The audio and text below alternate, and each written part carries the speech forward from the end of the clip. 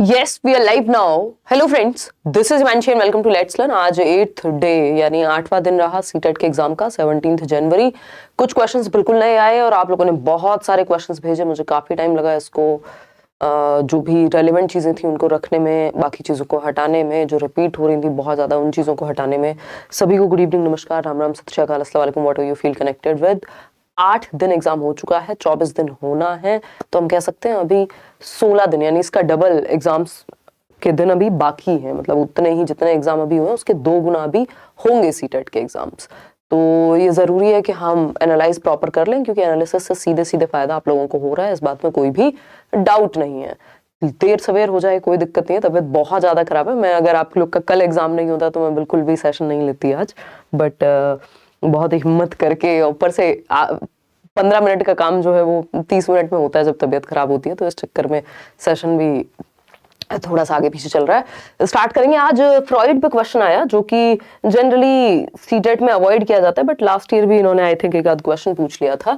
Freud की genital stage पे question आया, वो भी जेनाइटल स्टेज पे क्वेश्चन आना अपने आप में बड़ी बात है, क्योंकि बच्चा तो निकल ही जाता है। तो मैंने इतने कपड़े पहने हुए हैं ना कि मुझे ही नहीं पता है, तो इतनी सर्दी लग चुकी है।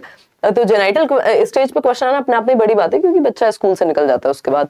तो खैर, अगर हम बात कर रहे हैं सिगमंड फ्रॉइड की, कई सारे क्वेश्चंस हैं जो एज इट इज आप लोगों ने भेजे हैं, कुछ का आपने वही आपकी समरी भेजी है, उस पर भी हम आएंगे।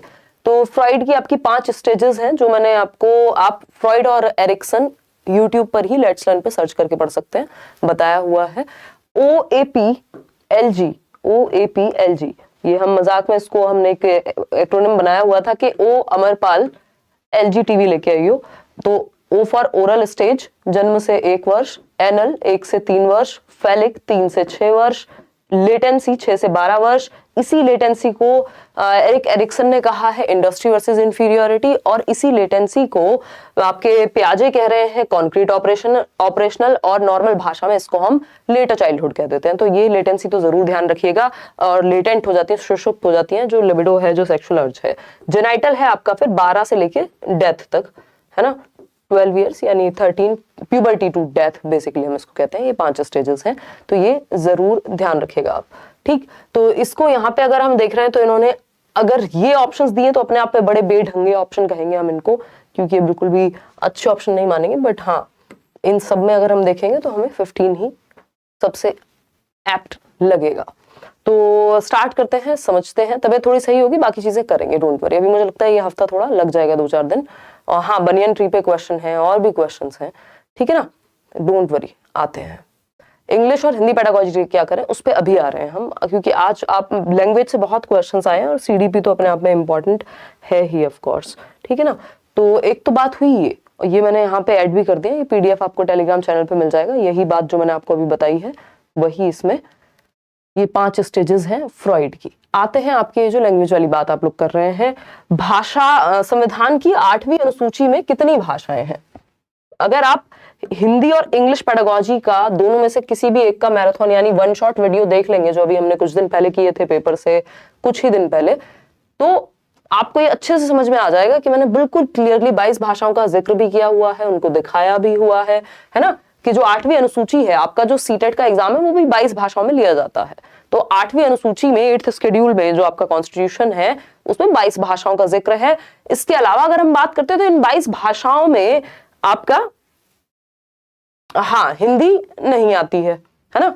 और अगर हम बात कर रहे हैं इन 22 भाषाओं की, और आर्टिकल 3431 के तहत हिंदी क्या है, आपकी ऑफिशियल लैंग्वेज है, यानी आपकी राजभाषा है। और आर्टिकल 3432 के तहत आपकी अंग्रेजी क्या है, एसोसिएट ऑफिशियल AOL है। तो ये आप उसके लिए हिंदी और इंग्लिश का 1 शॉट वीडियो देख लीजिए, मैं ये आपको दिखा भी देती हूँ।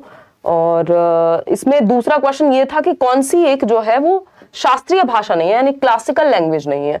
तो क्लासिकल लैंग्वेज अगेन यहाँ हिंदी नहीं होगी, बाकी जो है चाहे वो तेलुगु हो, तमिल हो, संस्कृत हो, मलयालम हो, ओडिया हो, ये सारी लैंग्वेजेस हैं। सबसे पहले तमिल को ही शामिल किया गया था क्लासिकल लैंग्वेज के रूप में। क्लासिकल लैंग्वेज बनने के लिए यानी शास्त्रीय भाषा बनने के लिए कुछ शर्तें होती हैं। तो चंगपा पे काफी क्वेश्चंस हैं। चंगपाज हमने आपको नोट्स में मैंने जरूर दे दिए होंगे, अगर आपने एनसीईआरटी के नोट्स पढ़े, नोट्स में आपको डायरेक्टली हेल्प मिल रही है, वो फ्री नोट्स हैं। तो ये जो आपकी 22 भाषाओं की प्रॉब्लम है, और आपकी जो संस्कृत है वो क्लासिकल लैंग्वेज है, इस पे क्वेश्चन पिछली बार भी आया था। तो ये इंग्लिश इन वन शॉट, ये आप एक बार देख लीजिए।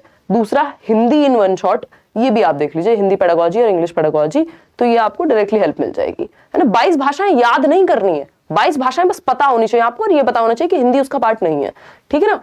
और इसके अलावा अगर हम बात कर रहे हैं तो जिनको सीडीपी में, जिनके पास समय है, वो प्रॉपर 4 सेशंस में, मैंने इस बार सीडीपी आपकी आई थिंक 8-9 घंटे का सेशन है वो, अगर मिला दें उसको चारों के चारों सेशंस को, तो वो बहुत ही डिटेल में कराया हुआ है। जिन्होंने अभी भी तैयारी उनकी कमजोर उनको लग रही है, वो देख लीजिए जाकर के, 60-62 लाख लोग उसको देख चुके हैं। और इसके अलावा ये आपकी एक सिंगल वीडियो में मैराथन है सीडीपी की, 4 घंटे 2 मिनट की, जो सबसे ज्यादा वॉच्ड वीडियो कहेंगे पेडागोजी का या टीचिंग एग्जाम का पूरे इंटरनेट पे।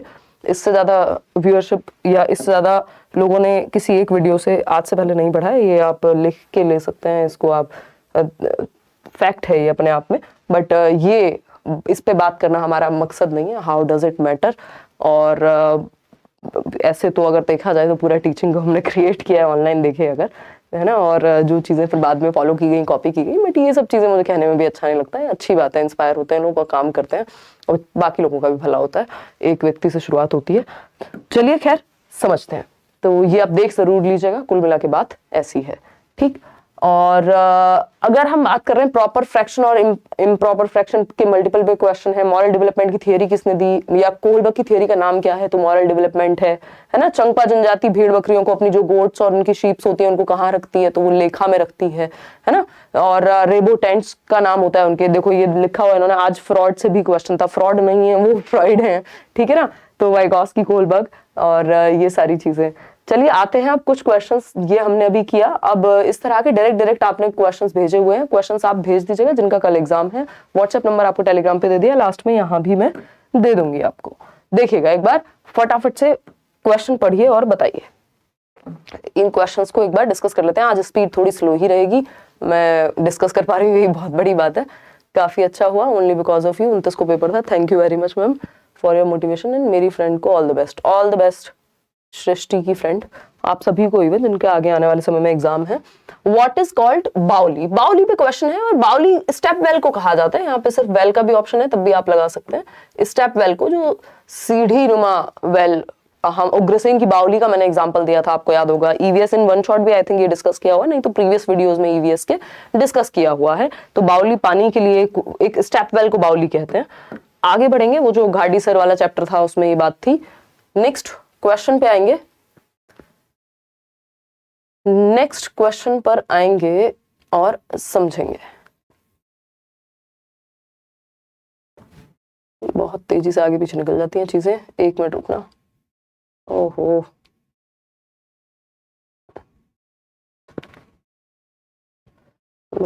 जब तबीयत खराब हो तो और ज्यादा एनर्जी लगती है।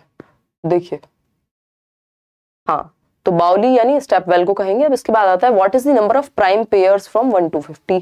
तो मेरे ख्याल में 6 है, बाकी आप गणित जो लोग पढ़ते हैं पढ़ाते हैं वो उस चीज को ज्यादा बेहतर जानते होंगे।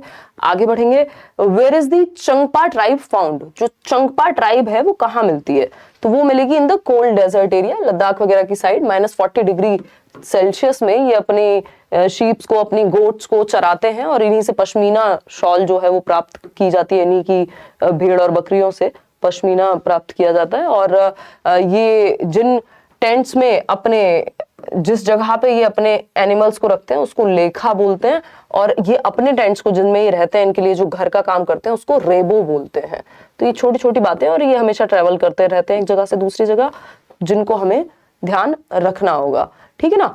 आगे बढ़ेंगे नेक्स्ट पे। नेक्स्ट क्या है भाई, ये सेशन उन लोगों तक जरूर शेयर कर दीजिएगा जिनके भी अपकमिंग एग्जाम है, अगर, क्योंकि अभी रात हो जाती है, हमारा सेशन बहुत जल्दी नहीं होता है एट टाइम्स, बट हेल्पफुल होता है। How will a child get to know the interesting facts in the newspaper, newspaper में जो इंटरेस्टिंग फैक्ट्स हैं वो बच्चों को कैसे पता चलेगा। एट अ ग्लैंस, हाँ, इंटरेस्टिंग फैक्ट तो एटलीस्ट एट अ ग्लांस, सरसरी नजर के तौर पे ही, आप जो हेडलाइंस होती हैं, अगर जो भी इंटरेस्टिंग चीजें हैं वो उसी में लिखी हुई होती हैं, तो पता लग जाएगा आपको, ये हम कह सकते हैं। आगे बढ़ेंगे नेक्स्ट क्वेश्चन पे। At what age does a child understand gender, यानी लिंग को किस उम्र में समझने लगेगा बच्चा। तो हम कहेंगे कि उम्र में, तो अगर हम आइडेंटिटी की बात करें तो उसको शुरुआत जो है वो 3 साल 4 साल के आसपास हो जाती है, ठीक है ना। तो ये 4 साल should be the right answer. बाकी अगर इसकी लैंग्वेज में चेंज हुआ तो आंसर चेंज हो जाएगा, ठीक है ना। क्वेश्चन की अगर लैंग्वेज में चेंज हुआ, क्योंकि जेंडर पे बहुत सारे हल्के से ट्वीक करते ही आंसर आपका चेंज हो जाएगा, स्पेशली पेडागोजी में ऐसा होता ही है। फिर बात आती है when are lesson plans made. Lesson plan कब बनाए जाते हैं? क्लास में जाने से पहले बनाते हैं आप, तो बिफोर टीचिंग बनाए जाएंगे लेसन प्लान, एलपीज जिनको हम बोलते हैं। आपने अपनी टीचिंग ट्रेनिंग में होपफुली बनाया होगा, अगर इधर उधर से जो है डिग्री प्राप्त नहीं किए तो। Gender roles begins at what age? तो जेंडर रोल शुरू कब होते हैं, बिगिन की बात कर रहे हैं, तो अगेन फिर आंसर जो है 4 साल होना चाहिए। अदरवाइज जेंडर रोल्स निभाना कब शुरू करते हैं लोग, या प्रॉपर भूमिकाओं में कब आ जाते हैं, तो वो एडोलेसेंस में 12 से 18 के बीच में। लेकिन इन्होंने कहा है शुरू करना, है ना, बिगिंस शुरू कब होते हैं। अब वो गुड्डे गुड़ियाओं से लड़कियां हैं तो देखते हैं आप, मतलब वो सारी चीजें होती हैं, तो उस चीज में हालांकि स्टीरियोटिपिकल बात भी है अपने आप में, 4 के आसपास ही शुरुआत जो है। इसका मतलब ये नहीं कि निभाने लग गए बच्चे, बट उनको पता लगने लगता है कि जेंडर रूल्स डिफरेंट है। आगे बढ़ेंगे तो इसमें भी अगेन अगर लैंग्वेज चेंज की answer change. A teacher is showing various vegetables which part she has shown of garlic, यानी कि गार्लिक को क्या मानेंगी, तो रूट, ठीक। आगे बढ़ेंगे, लहसुन की बात हो रही है, आगे बढ़ेंगे। एक और चीज, पेपर मुश्किल नहीं आ रहा है, एक चीज आप ध्यान रखिए, पेपर मुश्किल नहीं आ रहा। कई लोग कहेंगे कि नहीं हमें तो बहुत मुश्किल लग रहा है, लोग तो कह रहे हैं बहुत मुश्किल है।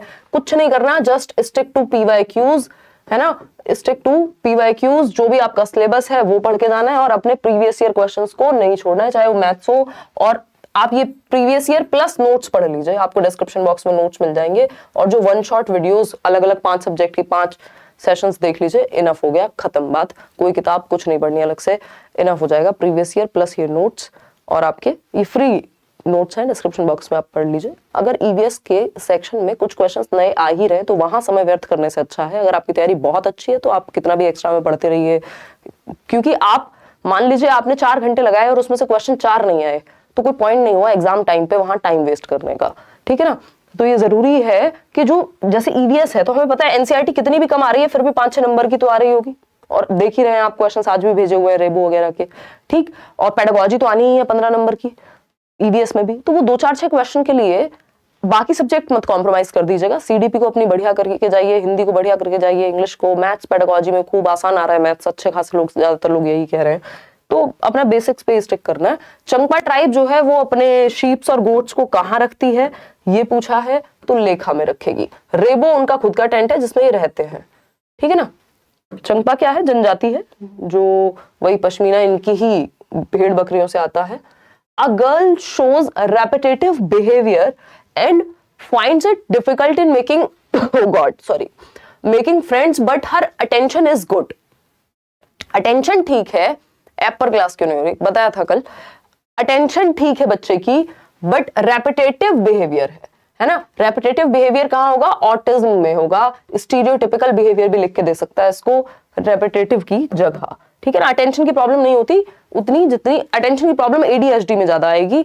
नेक्स्ट क्वेश्चन है, a teacher is conducting an activity of planting, तो वो कुछ प्लांट्स को प्लांट करने की कोई एक्टिविटी चल रही है जहां पे पौधे लगाने हैं।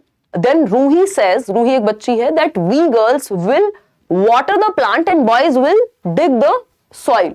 तो जो लड़के हैं वो जमीन खोदेंगे और लड़कियां जो हैं वो बस पानी देंगी। तो अब इस पे क्या होना चाहिए, कई लोगों ने क्वेश्चन आज भेजा है, तो आपको बच्चे से पूछ लेना है कि उसके दिमाग में ये चीज कैसे पहले से बैठ गई है कि लड़के जो हैं वो उनको डिग करने का काम दे देना चाहिए और पानी लड़कियों को देना चाहिए सिर्फ, व्हाई नॉट बोथ। तो ask Ruhi why she said this and discuss. भाई उसके एक्सपीरियंस के बेस पे यदि उसने ऐसा कहा है तो आप उस पर चर्चा करेंगे, रूही को कहेंगे, बात करेंगे, चर्चा करके ही स्टीरियोटाइप्स खत्म होते हैं या हो सकते हैं, चैलेंज किए जा सकते हैं, ठीक। तो B option is the right answer simply. आगे बढ़ेंगे। आप सभी का अगेन धन्यवाद कि आप एक दूसरे को हेल्प कर रहे हैं, ऐसी कम्युनिटी फॉर्म होती है। ये इतना इजी याद नहीं है, इजी नहीं है याद रख पाना इतनी चीजें, बट आप लोग इतनी संख्या में जुड़े हुए हैं लेट्स लर्न पे कि आप लिख लिख के क्वेश्चंस इस तरह से भेज देते हैं कि विद ऑप्शंस जो है क्वेश्चन निकल के आ जाते हैं। ये अपने आप में इमेजिनरी ही था ऑनलाइन एग्जाम में। पिछली बार जब सबसे पहले ऑनलाइन एग्जाम हुआ, we were the first one जब ऐसे हम लोग एनालिसिस कर पाए, नहीं तो लोग सोच भी नहीं रहे थे कि एनालाइज कराएंगे कैसे। फिर सबने शुरू भी किया, बड़ी अच्छी बात है वो अपने आप में। बट अगेन इसका क्रेडिट सिर्फ आप लोग को जाता है, क्योंकि मैं ये करा भी तभी पा रही हूँ जब आप लोग भेज पा रहे हैं। देखिएगा, अगर हम बात कर रहे हैं arranging, combining, D arranging and D combining, तो ये ऑर्गेनाइजेशन का पार्ट है पियाजे के अकॉर्डिंग, कि आप अरेंज करते हैं चीजें, जो भी इंफॉर्मेशन आपके ब्रेन में है, फिर उसको डी अरेंज करेंगे, फिर से डी कंबाइन करेंगे, कंबाइन करेंगे, जोड़ेंगे तोड़ेंगे, इकट्ठा करेंगे, सेट करेंगे दिमाग में, जैसे अलमारी लगाते हैं। तो ये ऑर्गेनाइजेशन है, संगठन है। ठीक, बाकी ऑप्शंस हमारे पास यहाँ गिवन भी नहीं है, बट ये सीधा सीधा इसको पढ़ के यही समझ में हमें आ पा रहा है। ठीक, आगे बढ़ते हैं। Why the concept of IQ is not suitable? अब ये डिपेंड करेगा कि बाकी फोर्थ ऑप्शन भी क्या था, इसमें कल्चरल बायस भी होता है कई बार, है ना, और वैलिडिटी और रिलायबिलिटी का तो ऐसा बहुत ज्यादा इशू नहीं आता, बट कल्चरल बायस तो होता ही है, और ये कोई सिंगल एंटिटी नहीं होती बुद्धि। तो इसमें हम इन ऑप्शंस को देखते हुए सी मार्क करके चलेंगे, आगे बढ़ेंगे। IQ पे क्वेश्चन लेकिन हर रोज एक क्वेश्चन आ ही रहा है, तो IQ को क्रिटिसाइज भी करते हैं Howard Gardner. The general strategy to solve a problem, तो जनरली तो हम ह्यूरिस्टिक विधि के द्वारा ही सॉल्व कर देते हैं, ह्यूरिस्टिक मेथड। ह्यूरिस्टिक में क्या होता है, अनुमानी विधि। अच्छा, घर में कुछ खराब हो गया, एक काम करो, रिमोट को आप चला रहे हैं, चल नहीं रहा, और आप ये कर रहे हैं, दिस इज ह्यूरिस्टिक। ठीक है ना, तो जनरली हम प्रॉब्लम्स ऐसे सॉल्व कर देते हैं, हालांकि इसमें और भी चीजें हैं, बट इन जनरल ये ऐसे ही समझी जा सकती है। देखिएगा, नेक्स्ट क्वेश्चन है, according to Lev Vygotsky, child and adults को construct knowledge dash zone of proximal development, तो inside zone of proximal development. भाई, विकास के संभावित क्षेत्र में ही तो बच्चे और टीचर मिलकर के काम कर पाएंगे ना, अदरवाइज उसके बाहर तो फिर सीख ही नहीं सकता ना बच्चा। समझ पा रहे हैं ना? लाइक शेयर कर दीजिएगा, खुशी खुशी। चलिए आगे बढ़ते हैं। नेक्स्ट, हाँ पानी है, थैंक गॉड। देखिएगा, students can learn effectively by, देखिए इमोशंस पे एक क्वेश्चन हर रोज आता है कि कौन सा पॉजिटिव इमोशन है, कौन सा नेगेटिव इमोशन है। तो आपको पता होना चाहिए कि इफेक्टिवली बच्चे किससे सीखेंगे, यानी प्रभावी ढंग से कहां सीखेंगे, जो इमोशन पॉजिटिव होगा, है ना। फियर पॉजिटिव इमोशन नहीं है, एंजाइटी पॉजिटिव इमोशन नहीं है, जेलेसी पॉजिटिव इमोशन नहीं है, ठीक है ना। तो ये सारे, एंगर पॉजिटिव इमोशन नहीं है। तो एक्साइटमेंट यहां फिर भी ठीक है, लेकिन अगर ऑप्शन में और कुछ प्राइड जैसा कुछ और दिया हो तो वो भी पॉजिटिव माना जाएगा। तो एक्साइटमेंट एक बार को पॉजिटिव है कि हाँ आप उत्साहित हैं सीखने के लिए, तो B option is the right answer. तो नेगेटिव और पॉजिटिव इमोशंस में भी फर्क रखना है दिमाग के अंदर। रीडिंग फॉर स्पेसिफिक इन्फॉर्मेशन, इस पे रोज क्वेश्चन आया है लगभग हर सेट में कि विशिष्ट, देखिए यही जरूरी है कि जो चीजें, जो टॉपिक्स बिल्कुल फिक्स हैं, पेपर में आ ही रहे हैं, हम उनको तो अच्छे से कर लें। उन 4 EVS के क्वेश्चन के ऊपर ऐसा ना हो कि हम अपना समय व्यर्थ कर दें चीजों में, ठीक है ना। क्लियर है बात? शाजिया पढ़ लो, इन बातों में कुछ नहीं रखा। देखिएगा, अगर हम बात करें रीडिंग फॉर स्पेसिफिक इन्फॉर्मेशन, यानी आप डिक्शनरी खोल के बैठे हैं, कोई एक वर्ड ढूंढ रहे हैं, तो क्या हो जाएगा, स्कैनिंग हो जाएगा ये, ठीक। स्किमिंग में आप जस्ट की ओर जाते हैं, यानी आपने मूवी देखी, आप 2 घंटे की मूवी को 20 मिनट में समराइज कर दे रहे हैं, तो वो स्किमिंग है। स्कैनिंग यानी आप स्पेसिफिक डिटेल के लिए कुछ देख रहे हैं, कोई स्पेसिफिक जानकारी ढूंढ रहे हैं उस चीज में से, चाहे वो न्यूज़पेपर में से निकाल रहे हो। अगर आप जस्ट सरसरी निगाह डाल करके पेपर में कुछ देख रहे हैं, तो वो फिर स्किमिंग हो जाएगा, क्योंकि आपको बस ये देख लेना है कि आज हेडलाइंस हैं क्या main. One of the following believes that language learning by social interaction, तो समाज से अंतःक्रिया करके भाषा सीखी जाती है। एकमात्र व्यक्ति है वाइगोस्की जो सबसे ज्यादा इस चीज पर जोर डालते हैं। आगे बढ़ेंगे, इमिटेशन की बात कौन करते हैं, आपके स्किनर करते हैं, अगर हम लैंग्वेज की टर्म्स में बात करें। Children learn the best when teacher provide, teacher क्या प्रोवाइड करे, जब गाइडेड इंस्ट्रक्शन प्रोवाइड करे टीचर, तो बच्चे बेस्ट तरीके से सीख पाएंगे, ठीक। जब स्कैफोल्डिंग प्रोवाइड करे, स्कैफोल्डिंग पे भी आज क्वेश्चन आया हुआ है वाइगोस्की से, रोज ही आ रहा है वो, तो इसलिए मैंने उसको शामिल भी नहीं किया। Even a child is able to solve different problems but feels difficult in solving abstract problems. Child is in the stage, यानी abstract problems को solve करने में, अमूर्त चीजों को solve करने में दिक्कत है, तो स्टेज है concrete operational, बाकी difficult या logical चीजें वो कर लेता है, ठीक है। क्लियर है, कोई दिक्कत, कोई परेशानी, कोई समस्या नहीं है यहाँ तक। आगे बढ़ेंगे, teacher found that a child fails to understand language, it may be suffering from, यानी भाषा समझने में दिक्कत है, तो डिस्फेजिया कह देंगे इसको, ठीक है ना। डिसफेजिया, फेजिया जो भी लिखा हुआ मिल जाए आपको। डिसलेक्सिया पढ़ने से संबंधित है, समझने के संबंध में डिस्फेजिया आंसर होगा। डिस्कैल्कुलिया आपके गणित में गणना करने से, कैलकुलेशन से संबंधित है। Which can be obtained by filtering in cloth, यानी अगर आप कपड़े से छान करके क्या प्राप्त कर सकते हैं, तो आप चॉक पाउडर के साथ ये प्रयोग कर पाएंगे, बाकी चीजें तो मिल जाएंगी, सॉल्युबल हो जाएंगी, चाहे वो सॉल्ट हो, शुगर हो, वो आप पानी में से अलग थोड़े ना कर पाएंगे। आगे बढ़ेंगे, अगर हम बात करते हैं कौन सी क्लासिकल लैंग्वेज नहीं है, बताइएगा कौन सी क्लासिकल लैंग्वेज नहीं है, इसी पे हम चर्चा कर रहे थे शुरुआत में। तो क्लासिकल लैंग्वेज में आपके लिए 6 लैंग्वेजेस बहुत ज्यादा महत्वपूर्ण है। तेलुगु हो गई, मलयालम है, संस्कृत है, आपकी तमिल है, ओडिया है ना। तो ये आपकी 6 लैंग्वेज के करीब है जो बहुत ज्यादा इंपॉर्टेंट है, उन्हीं को घुमा फिरा के पूछता रहेगा। लेकिन हिंदी क्लासिकल लैंग्वेज का यहाँ पार्ट नहीं है, ये हमें ध्यान रखना है। हिंदी ना तो पार्ट है उन 22 भाषाओं का, और ना ही हिंदी पार्ट है यहाँ आपकी क्लासिकल लैंग्वेज का, बस इतना ध्यान रख लीजिए, ठीक है ना। ये मैंने आपको लिस्ट जो है क्लासिकल लैंग्वेज की लास्ट सेशन में जब हम एनालाइज कर रहे थे तब दी थी। यूनियन टेरिटरी ग्रुप, आपको केंद्र शासित प्रदेश को पहचानना है, उनके समूह को पहचानना है, तो यहाँ ऑप्शन में चंडीगढ़ और पुदुचेरी ही हमें नजर आ रहे हैं। चलिएगा आगे बढ़ेंगे नेक्स्ट क्वेश्चन पर। देखिए मैप से जरूर देख के जाइएगा, इवन टाइम, स्पीड और डिस्टेंस पे भी क्वेश्चन है, जैसा कि एक क्वेश्चन आता ही है ईवीएस में। A child went to Hyderabad from Delhi, Hyderabad गया बच्चा एक दिल्ली से, उसने वहां की लैंग्वेज उस सोसाइटी में रह करके एक्वायर कर ली। तो ये लैंग्वेज एक्विजिशन है, क्योंकि कोई किताब पढ़ के नहीं, एनवायरमेंट से एक्वायर की है। तो A option is the right answer over here. What is language, language क्या है, तो इसमें भी मैंने इंग्लिश पेडागोजी में भी आपके साथ डिस्कस किया हुआ है। देखिए आप हिंदी करिए, इंग्लिश करिए, पेडागोजी आपको सेम टॉपिक्स पढ़ने ही है। तो ये रूल गवर्न सिस्टम है। अगर हम देखें system that has rules in it, regulated से बेटर ऑप्शन यहाँ रूल गवर्न सिस्टम लग रहा है हमें। ठीक, आगे बढ़ेंगे नेक्स्ट क्वेश्चन पे। अच्छा, हिंदी में अगर हम यही क्वेश्चन देख रहे हैं तो नियमबद्ध प्रणाली ज्यादा बेहतर लग रही है। तो आप ये देख लीजिएगा कि अगर नियमबद्ध प्रणाली जहां भी मिल जाए आपको, क्योंकि प्रॉपर टर्म जो है वो इंपॉर्टेंट है, रूल गवर्न सिस्टम लिखा हो या फिर नियमबद्ध प्रणाली, तो इसको हिंदी के हिसाब से ए ही मार्क करेंगे हम।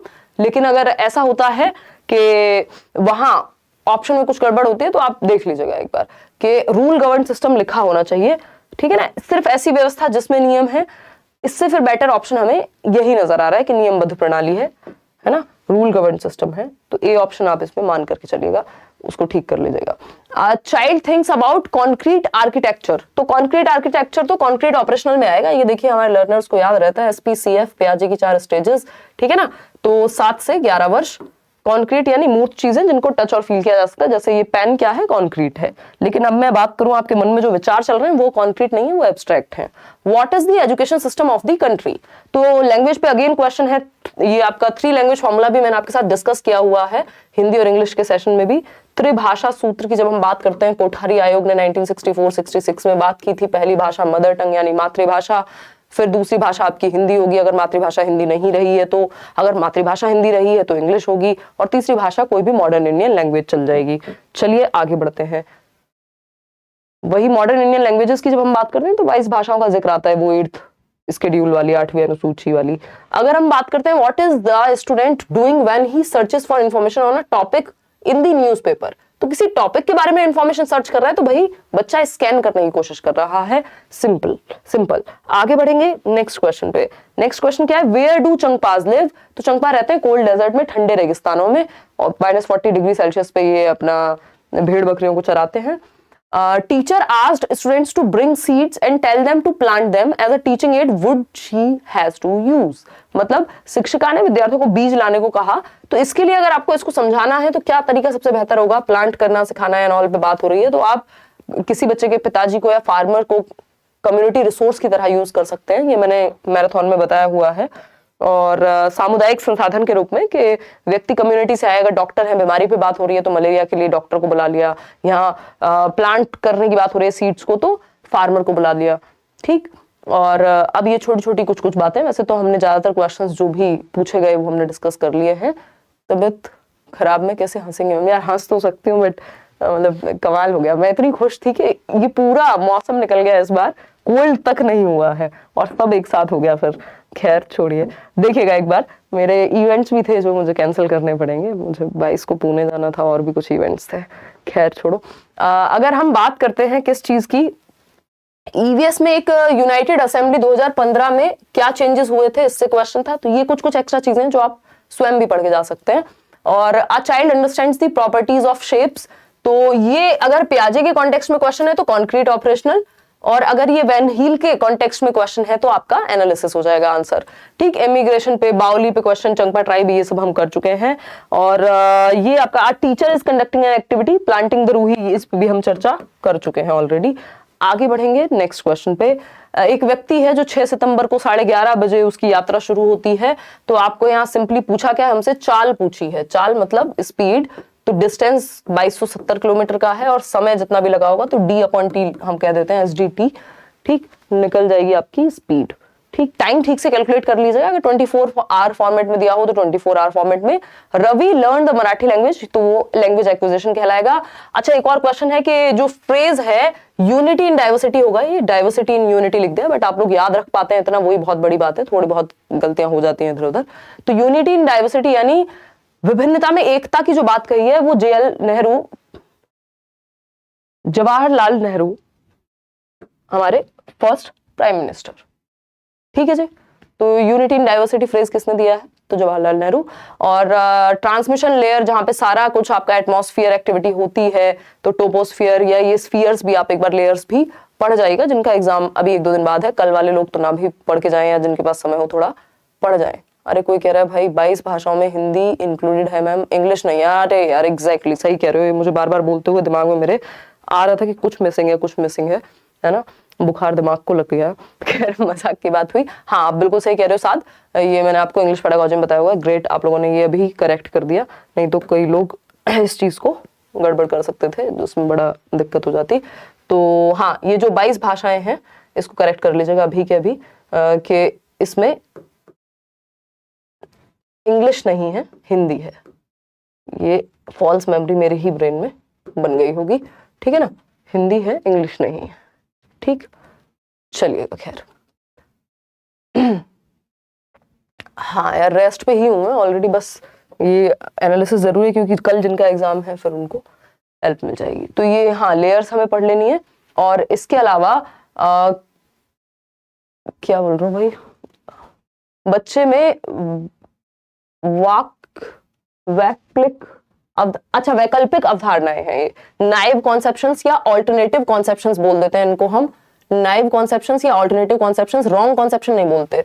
मतलब बच्चों को अगर गलत फहमी हो गई, एक तरह की नाइव कॉन्सेप्ट्स हैं ये, वैकल्पिक अवधारणाएं जिसको हम कहते हैं, तो इनको हम गलत ना कहकर हम कहते हैं कि बच्चे का एक्सपीरियंस के बेस पे उसने ऐसा सोच लिया। जैसे आपको लगता है कि जब आप ट्रेन में हैं तो साथ साथ पेड़ भी चल रहे हैं, या पानी का जो रंग है वो आपने हरा देखा है और बच्चा कहे कि नहीं पानी तो कलरलेस नहीं होता, वो तो हरा होता है, मैंने तो ग्रीन कलर का पानी देखा है। तो वो वैकल्पिक अवधारणा है जो उसने अपने एक्सपीरियंस के बेसिस पे बना ली है। तो कैसे बनती है, तो एक्सपीरियंस के बेस पे बनती है, ठीक है ना।